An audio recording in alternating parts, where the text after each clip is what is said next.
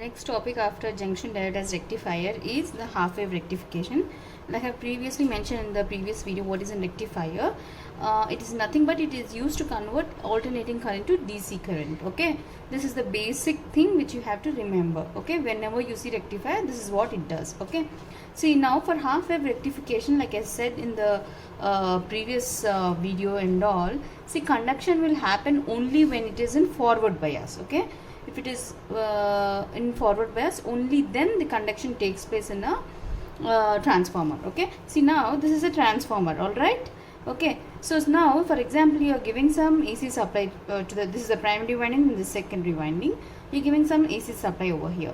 So this is a diode and there's a resistor. All right, so see diode D and the load resistance RL are connected in series. These both are in series. No.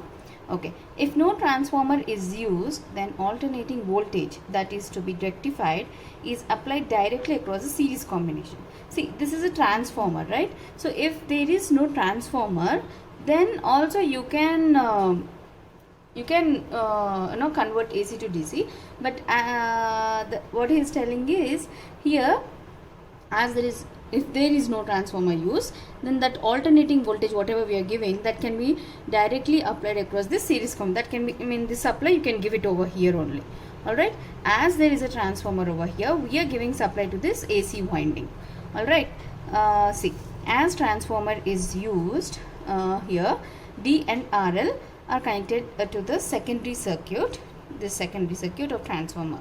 So EMF is applied directly to the primary winding. This is the primary. So EMF is nothing but the AC supply we are giving over here. Alright. So when you are giving a supply over here, the conduction will take place here when it is in forward bias, because there is only one diode.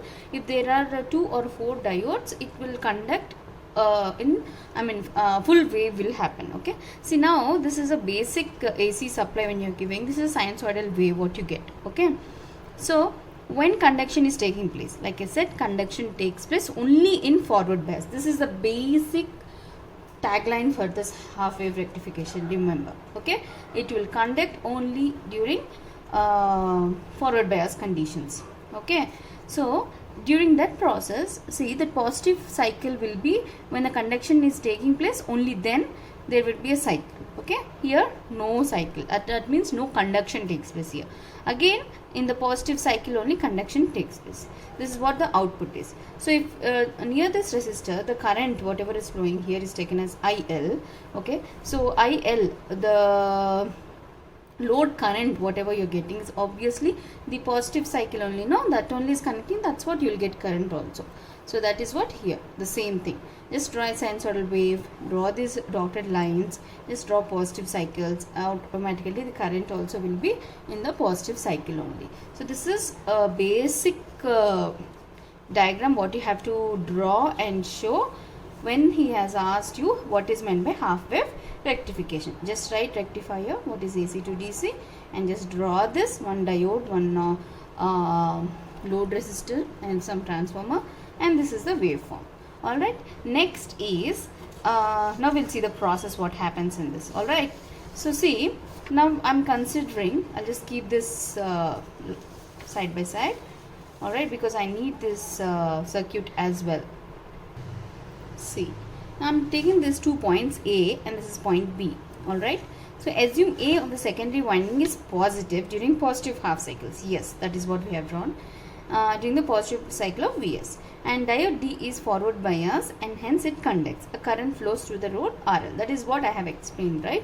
So when during positive half cycle the diode conducts and the current flows through this resistor RL. That current is given by the letter IL. Okay, so during negative half cycles what happens is, during negative half cycle of the EMF Vs, and A becomes, this will become negative, automatically B will become positive and the diode gets reverse bias. Diode will become reverse bias. See, when supply positive is coming to diode, that means it is in positive, means it is forward bias, then only conduction will take place. It conducts in positive cycle,